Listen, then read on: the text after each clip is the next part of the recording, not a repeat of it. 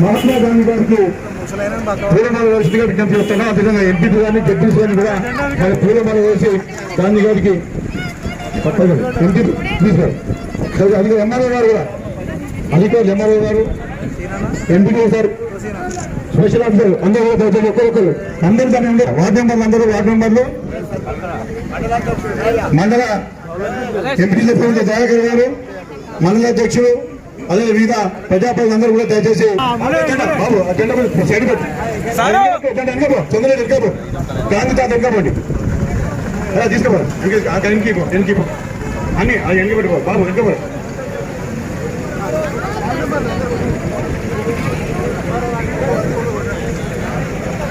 MP గారిని కూడా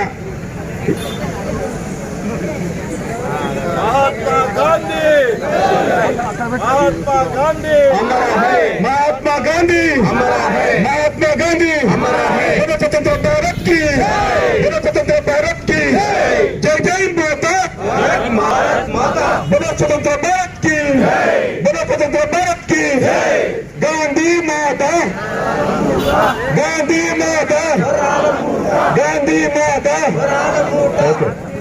దయచేసి అందరూ కూడా వాళ్ళు వేస్తాం, మీరు తీతే వాళ్ళు వేస్తారు. ఇంకా ఒక్కొక్కరే డిప్యూటీసీ గారు, ఇంకా మీద వచ్చే సర్పంచులు, మరి ప్రోటోకాల్ ప్రొటోకాల్ కూడా దయచేసి గాంధీ గారికి ఒకరు ఎక్కి విజ్ఞప్తి చేస్తూ ఉన్నాం. మార్కెట్ చైర్మన్ గుంటూరు రావు గారు కూడా దయచేసి ఇక్కడ కూడా ఇద్దరిగా కొట్టాల్సిన కోరుతా ఉన్నాం. మీరు కొట్టరా ముందు కూడా అందరూ దయచేసి గాంధీ స్టాచ్యూకు నివాళులు అర్పించాల్సిన కోరుతా ఉన్నాం. సిరిపూర్ మేళాన్ని కూడా మరి గాంధీ గారికి నివాళులు అర్పించాల్సిన కోరుతాం, గొప్పగా కొట్టాల్సిన కోరుతాం. ముఖ్యంగా ఏపీఎం కవిత మేడం గారు ఈరోజు రంగోలి కార్యక్రమంలో మరి అద్భుతమైనటువంటి ముగ్గురు మనందరికీ మరి పరిచయం చేసి ఎమ్మెల్యే గారి మాత బిడ్డలంతా త్యాగశూరులను గన్న భరత భూమి మనదిరా, త్యాగశూరులను గన్న భరత భూమి.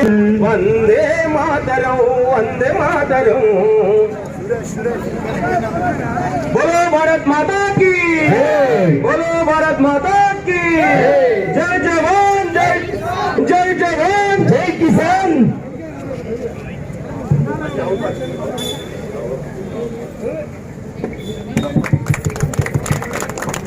ఈరోజు నిజంగా గొప్ప సువర్ణ అవకాశం. మరి గాంధీ గారి విగ్రహాన్ని పునర్ప్రతిష్ఠకు సహకరించిన సభ్యుల వారికి మా అందరి గ్రామ ప్రజల పక్షాన స్వాగతం చేసుకుంటూ ధన్యవాదాలు చేసుకుంటూ భారత్ మాతా కి జై తెలంగాణ, జై తెలంగాణ. కేసీఆర్ గారి నాయకత్వం, కేసీఆర్ గారి నాయకత్వం. జై తెలంగాణ. దయచేసి అందరూ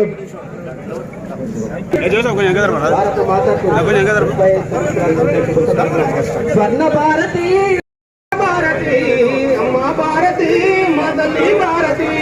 నిండు వందనాలు తల్లి భారతి, నీకు నిండు వందనాలు దిగో తల్లి భారతి.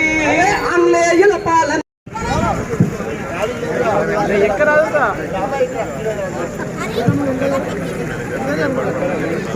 ప్రతి ఒక్కరు కూడా మరి గాంధీ గారి సాక్షిగా శాసనసభ్యుల వారితో ఫోటో దిగాల్సిన విజ్ఞప్తి చేస్తా ఉన్నాం. 75 సంవత్సరాల వజ్రోత్సవ వేడుకల్లో భాగంగా ఈరోజు డివిజన్ కేంద్రంలో పోటీ అక్కడ ఉన్న ఇండ్ల వాళ్ళు సహకరిస్తారంటే ఎవరు కూడా సహకరించలేదు. అయినా కూడా ఈరోజు ప్రభుత్వ ఆసుపత్రులు, ప్రభుత్వ కార్యాలయాలు, ప్రభుత్వ పాఠశాల, MRO office, MDO office, RDO office, ప్రాథమిక ఆరోగ్య కేంద్రం, MLA quarter, MLA camp office, అన్ని ఇంజనీరింగ్ విభాగాలకు 28 రాష్ట్రాలకు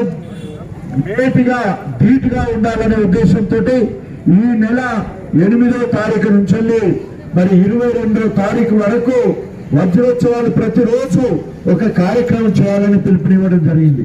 అదేవిధంగా ప్రతిరోజు కూడా గాంధీని తలుసుకుంటూ మరి విద్యార్థులందరికీ గాంధీ చరిత్ర తెలవాలి, ఉద్యమ కార్యాచరణ ఎట్లా ఉండే తెలవాలనే ఉద్దేశంతో గాంధీ సినిమా తెలంగాణ రాష్ట్రంలో, భారతదేశంలో ఎక్కడెక్కడైతే సినిమా థియేటర్లు ఉన్నాయో ఉచితంగా విద్యార్థులందరికీ కూడా ఉచితంగా సినిమా చూపించడం జరిగింది.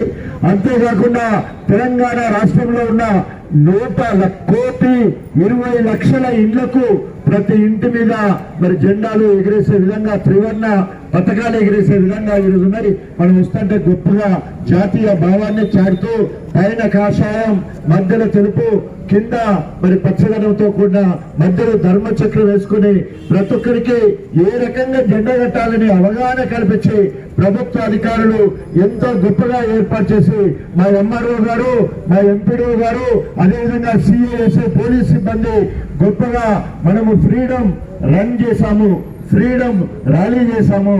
తర్వాత ఫ్రీడమ్ పార్క్ ను ఏర్పాటు చేసుకోవడం జరిగింది. అందరూ కలిసి 16వ తారీఖు నాడు ఏకకాలంలో 11:30కు మరి మనం అందరం కలిసి జనమన గీత, జాతీయ గీతాన్ని ఆలపించడం జరిగింది. ఈ రోజు రంగోలీ ఏర్పాటు చేసుకోవడం జరిగింది. క్రీడా క్రీడలు కూడా ఏర్పాటు చేసుకోవడం జరిగింది. ఈ రకంగా అనేక కార్యక్రమాలు చేసుకుని ఈ రోజు రంగోలీ కార్యక్రమం ఇప్పుడే మన పాఠశాలలో ఏపీఎం గారు మా సిడిపిఓ గారు వారి ఆధ్వర్యంలో రంగోలీ కార్యక్రమం గొప్పగా మహిళలందరి చేత కార్యక్రమం కూడా చేయడం జరిగింది. ఈ సందర్భంగా మనము మహాత్మా గాంధీ పునఃప్రతిష్ఠ ఈ వజ్రోత్సవాల చేసిన పేరు గణపురం నియోజకవర్గానికి ఉండాలనే ఉద్దేశంతో స్వతంత్ర భారతదేశానికి గాంధీ కంటే ముందు ఉద్యమం వేరు, స్వతంత్ర ఉద్యమం వేరు. గాంధీ ఎప్పుడైతే చదువుకుని ఇంగ్లాండ్ నుండి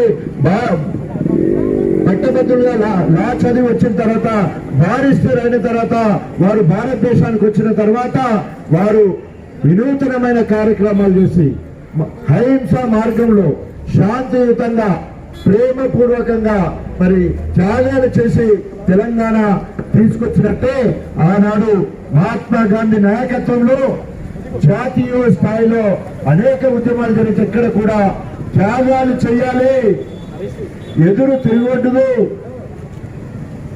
అహింస మార్గంగా పోవాలని చెప్పేసి మహాత్మా గాంధీ బోధన చేసుకుంటూ వారి నాయకత్వంలో అనేక కార్యక్రమాలు జరిగినాయి.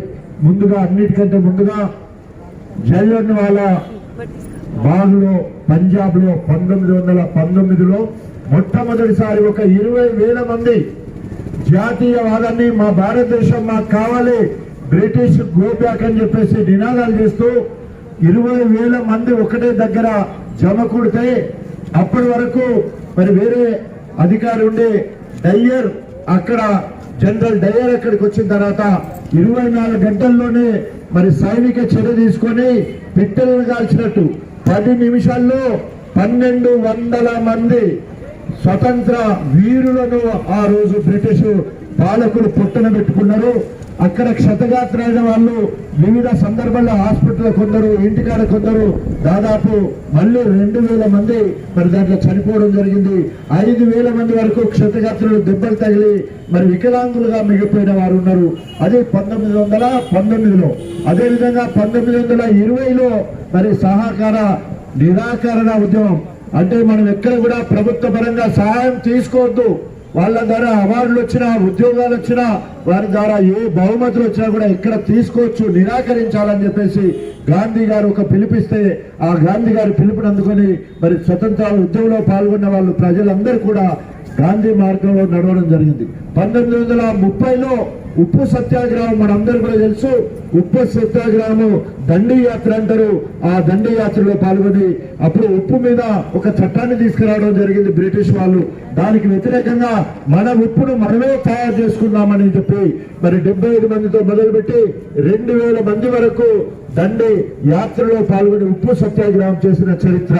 అదేవిధంగా 1941లో స్వతంత్రం వచ్చే ముందు 1941లో క్విట్ ఇండియా అనే ఒక ఉద్యమం తీసుకొచ్చి మా భారతదేశాన్ని వదిలిపెట్టి వెళ్ళండి, మాకు పాలించే సత్తా ఉన్నదని చెప్పేసి 41లో మరి గాంధీ పిలుపు మేరకు క్విట్ ఇండియా ఉద్యమం చేసిన సంగతి మనందరూ కూడా తెలుసు.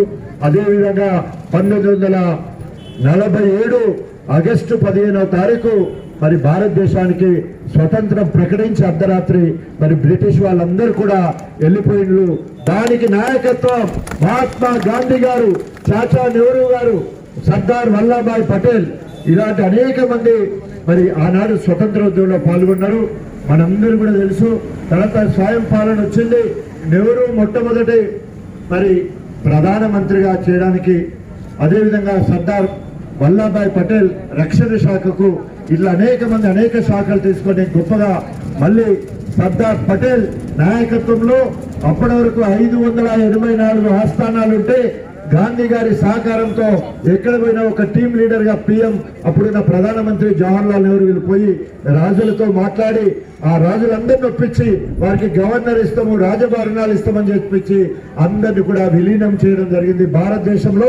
భారతదేశంలో ఉన్న చిన్న చిన్న దేశాలన్నీ కూడా భారతదేశంలో విలీనమైనవి. 1947 తర్వాత ఆఖరికి సిక్కిం 1975లో విలీనమైంది.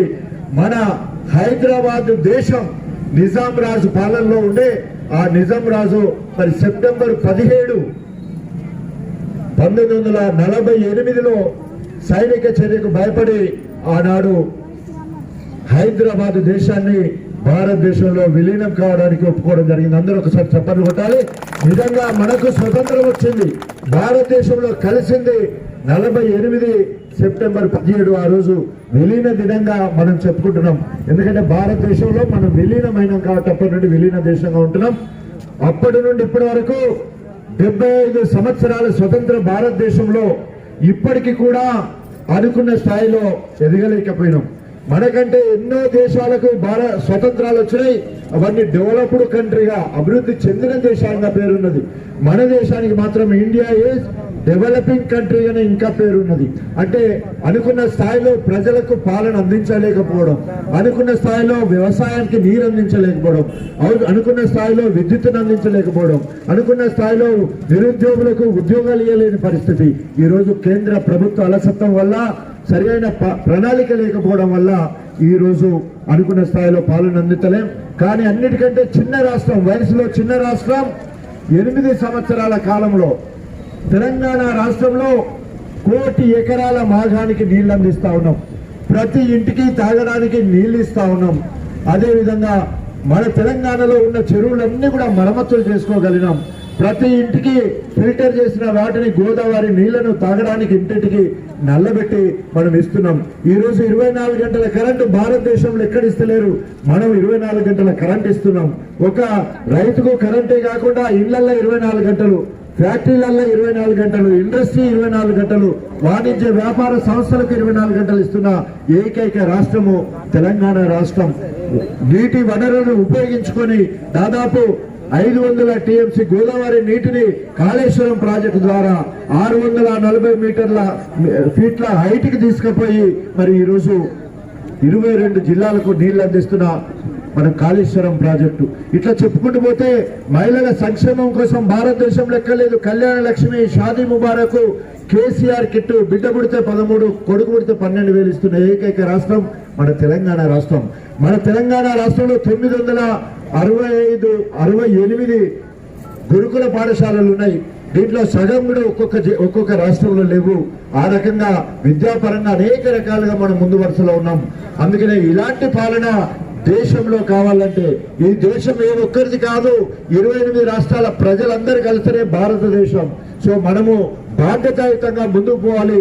తెలంగాణలో జరిగే ఈ అభివృద్ధి సంక్షేమ కార్యక్రమాలన్నీ కూడా దేశమంతా జరగాలనే ఉద్దేశంతో మన ముఖ్యమంత్రి కేసీఆర్ గారు దేశ్ కి నేత కేసీఆర్, రాష్ట్ర కి నేత కేటీఆర్ అనే ఒక నినాదంతో భారతదేశానికి తెలంగాణ రాష్ట్రం ఒక దిక్సూచిగా ఉండాలని, అంబేద్కర్ గారి ఆలోచన విధానాన్ని ఈరోజు దళితులందరూ సమగ్ర అభివృద్ధి జరగాలనే ఉద్దేశంతో దళిత బంధు కార్యక్రమం తీసుకొచ్చి ఈరోజు దేశానికి ఒక సవాల్ ఇస్తున్న మన ముఖ్యమంత్రి గారికి మనం అందరం కూడా జేజేలు కొట్టవలసిన అవసరం ఉంది.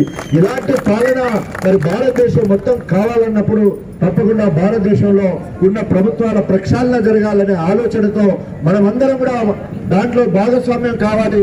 భారతదేశం ఏ ఒక్కరి సొత్తు కాదు, మన అందరి సొత్తుగా మనం బాధ్యతాయుతంగా ఉండాలని మనస్ఫూర్తిగా కోరుకుంటూ ఈ కార్యక్రమంలో పాల్గొన్న మా గణపురం నియోజకవర్గ కేంద్రమైన మేజర్ గ్రామ పంచాయతీ సంబంధించిన సర్పంచ్, ఉప సర్పంచ్, వార్డు మెంబర్లు, 3 మా ఎంపీటీసీలు, తర్వాత మండలానికి సంబంధించిన గణేష్ మండలాధ్యక్షుడు, మహిళా అధ్యక్షురాలు స్వాతి, మిగతా 2012 ఈ 13 సంవత్సరాల్లో జరిగిన ఒకసారి అభివృద్ధిని ప్రక్షాళన చేస్తే భారతదేశం మనం ఒకవేళ కనుక గణపురం 10 ఏళ్ల కింద అమెరికా పోయిన వాళ్ళు ఇప్పుడు గణపురంకి వస్తే గణపురం గుర్తుపట్టలేరు. గణపురంలో ఉన్న రిజర్వాయర్లు ఎక్కడ లేవు, గణపురంలో నేషనల్ హైవే ద్వారా ఉన్న బ్రిడ్జెస్ ఎక్కడ లేవు, గణపురం నియోజకవర్గంలో ఉన్న రహదారులు ఎక్కడ లేవు. ఇలాంటి మరి ఎన్నో అల్లర్ల మధ్యలో గొప్పగా మన పాత మన గాంధీ స్టాచ్యూ దగ్గర నుంచి రైల్వే గేట్ వరకు గొప్పగా సుందరంగా తీసుకున్నాం. సర్పంచ్ గారు వాళ్ళ టీం సహకారంతో త్వరలో మనం సెంట్రల్ లైట్లు కూడా వెలిగించబోతా ఉన్నాం. అది త్వరలో కూడా లైట్లు వచ్చేస్తాయి. అదేవిధంగా అనేక అభివృద్ధి కార్యక్రమాలకు మనం పాలిటెక్నిక్ కళాశాల తీసుకున్నాం, రైల్వే ఫ్లైఓవర్ బ్రిడ్జ్ తీసుకున్నాం, అదేవిధంగా అండర్ బ్రిడ్జ్ కూడా తీసుకున్నాం, తర్వాత కస్తూర్బా పాఠశాల తెచ్చుకున్నాం, మోడల్ స్కూల్ తెచ్చుకున్నాం, అదేవిధంగా జ్యోతిరావు పూలే 2 స్కూళ్లు తెచ్చుకున్నాం, అదేవిధంగా మైనార్టీ స్కూల్ తెచ్చుకున్నాం, ఎస్సీలకు సంబంధించిన రెసిడెన్షియల్ మరి బాలికలకు మనకు జఫర్గఢ్ లో, అదేవిధంగా ధర్మసార్లో బాలికలకు 2 గర్ల్స్ కి పల్లగుట్ట, వేలేరు 2, బాయ్స్ కి 4 ఎస్సీలకు రెసిడెన్షియల్ పాఠశాలలు మన దగ్గర ఉన్నాయి. మైనార్టీ 1 ఉంది. బీసీలకు జ్యోతిరావు పూలే 2 ఉన్నాయి. అదేవిధంగా మైనార్టీలకు 1. ఈ రకంగా ఇది ఒక ఎడ్యుకేషన్ హబ్ గా చాలా గొప్పగా గణపురం నియోజకవర్గం చేసుకోగలిగినాం. దానికి కేసీఆర్ గారు చేసిన సర్వేలో కేసీఆర్ 98 మార్కులతో మొదటి స్థానంలో ఉంటే, 92 మార్కులతో కేటీ రామారావు గారు 2వ స్థానంలో ఉంటే, 88 మార్కులతో హరీష్ రావు గారు 3వ స్థానంలో ఉంటే, గణపురంలో 86 మార్కులతో 4వ స్థానంలో ఉన్నది. కేసీఆర్, కేటీఆర్, హరీష్ రావు ముగ్గురు త్రిమూర్తులు తెలంగాణ రాష్ట్రానికి. వారి తర్వాత గణపురం నియోజకవర్గం ఒక దళిత నియోజకవర్గం. మరి ఇది 4వ స్థానం రావడానికి నా నియోజకవర్గ ప్రజలే నా దేవుళ్ళు. ఈ నియోజకవర్గమే నా దేవాలయంగా చూసుకుంటూ ఇటు ప్రజాప్రతినిధులు ఇటు ప్రభుత్వ అధికారులు 2 కళ్ళ లెక్క నన్ను కాపాడుకుంటూ ప్రజలందరి ఆశీర్వాదంతో ప్రత్యేకంగా గణపురం నియోజకవర్గ మహిళలందరూ కూడా నాకు హారతులు బట్టి అనేక సందర్భాలలో ఆశీర్వాదం తెలియజేసుకుంటూ ఎన్ని రకాలుగా చెప్పినా కూడా ఈ రోజు మహిళల ఆశీర్వాద బలం నాకు ఎక్కువ ఉంది. దానికి నిదర్శనంగా రేపు 3000 ఇండ్లు మహిళల పేరు మీద ఇవ్వబోతున్నాను చెప్పేసి మీ అందరికీ సదనంగా మనం చేస్తున్నాను. 3000 ఇండ్లు వచ్చినాయి నాకు. ఎక్కడ గతంలో ఇందిరమ్మ ఇల్లు రాకుండా ఎవరైతే ఉన్నారో మిగతా వాళ్ళందరినీ అర్హులుగా చేసి 3000 ఇళ్ళు. అవి దాదాపు 1500 ఇళ్ళు డబుల్ బెడ్రూమ్ కు సంబంధించి 3000, 1500 మొత్తము 4500 ఇళ్ళు ఈ సంవత్సర కాలంలో మళ్ళీ ఎలక్షన్ నాటికి అన్నిటి కూడా పూర్తి చేస్తామని చెప్పేసి తెలియజేసుకుంటూ, దళిత బంధు దేశానికే ఆదర్శమైన దళిత బంధు మొన్న ఒక 100 మంది 85,000 మంది ఉన్నాం మనం. 25,000 కుటుంబాలు ఉన్నాయి. మొన్న 100 మందికి ఇచ్చినాం. ఇప్పుడు మళ్ళీ మనము 1500 మందికి ఇచ్చే కార్యక్రమం ఉన్నది. తప్పకుండా దళిత చైతన్యం గలవారు, సామాజిక ఉద్యమంలో పనిచేసిన వారు రేపు ఒక ప్రణాళికబద్ధంగా ఇస్తే 10 లక్షలు ఇస్తే ఏం చేసుకుంటారని ఒక ప్రణాళికను పట్టుకొని నా దగ్గరికి వస్తే తప్పకుండా రాబోయే రోజులలో ఈ 1500 మొండిచ్చిన 100 1600 మంది 85,000కు దిక్చూచిగా 85,000 మందిని కాపాడుకునే విధంగా గణపురం నా భూతో నా భవిష్యత్తు అన్నట్టు పెద్ద పెద్ద ప్రాజెక్టులు, రైస్ మిల్లులు కావచ్చు, ప్రొక్లీనర్లు కావచ్చు, జేసీబీలు కావచ్చు, జాయింట్ వెంచర్స్, అనేక ఇండస్ట్రీ కార్యక్రమాలు, షోరూమ్స్, ఇట్లాంటి అన్ని కూడా చేయడం కోసం ఇప్పటికే ప్రణాళిక సిద్ధం చేస్తున్నాం. త్వరలో ఒక అవగాహన సదస్సు ఏర్పాటు చేసి ఎలాంటి ప్రాజెక్టులు తీసుకోవాలి, ఎంతమంది కలిపి ఒక ప్రాజెక్టు తీసుకోవచ్చు, ఒకటి ఎంతమంది ఒక దాంట్లో మరి ఎన్ని డివిజన్స్ గా తీసుకోవచ్చు, ఒక దాంట్లో 3-4 రకాల బెనిఫిట్ ఎట్లా పొందొచ్చు, ఆ రకంగా మనం కార్యక్రమం చేసుకోవడానికి ముందుకెళ్తామని చెప్పేసి తెలియజేసుకుంటూ, గణపురం నియోజకవర్గం మీద కేసీఆర్ గారి ఆశీస్సులు మెండుగా నిండుగా గొప్పగా మన నియోజకవర్గం ఉన్నది. కేసీఆర్ గారి నాయకత్వంలో, కేటీ రామారావు గారి మార్గదర్శకంలో గణపురం నియోజకవర్గాన్ని అన్ని రకాలుగా అభివృద్ధి చేస్తామని చెప్పేసి తెలియజేసుకుంటూ, ఈరోజు మహాత్మా గాంధీ విగ్రహ పునఃప్రతిష్ఠ కార్యక్రమంలో పాల్గొన్న ప్రతి ఒక్కరికి హృదయపూర్వకంగా అభినందనలు తెలియజేసుకుంటూ, మా గణపూర్ నియోజకవర్గ మరి పారిశుద్ధ కార్మికులు మొన్న మరి 15వ తారీఖు వారికి అందరూ బట్టలు వేయడం జరిగి చాలా నీట్ గా గొప్పగా చేసిన మా పారిశుద్ధ కార్మికులందరికీ హృదయపూర్వకంగా నమస్కారాలు తెలియజేసుకుంటూ, విఓలకు, వివోఏలకు, తర్వాత మహిళా సంఘ సభ్యులకి ఈ సందర్భంగా మరి రంగోలీలో మా ఏపీఎం గారు, ఫ్లోరెన్స్ సిడిపిఓ గారు మరి గొప్పగా కష్టపడ్డారు. దాదాపు 100-150 మంది వరకు ముగ్గులేసిళ్ళు. అందరూ పాల్గొన్న ప్రతి ఒక్కరు కూడా ప్రైజ్ పొందినట్టే. అయితే మరి ఎవరో 1, 2, 3 తీసుకోవాలి కాబట్టి మొదటి బహుమతి శివరాత్రి సునీత, గన్పూర్ శివరాత్రి సునీత ముందుకు రావాలి. ఎక్కడుందో శివరాత్రి సునీత, గుడ్. శివరాత్రి సునీత మా మహిళలు మీ చేతుల్లో మనం ఇక్కడ ముందుకు రండమ్మా. సిడిపి గారు మీరే మీ చేతులు ప్రకటిస్తారు. ఓకే, మా ఎంపీ గారు ఉన్నారు కదా, ఎంపీ గారు చేతులు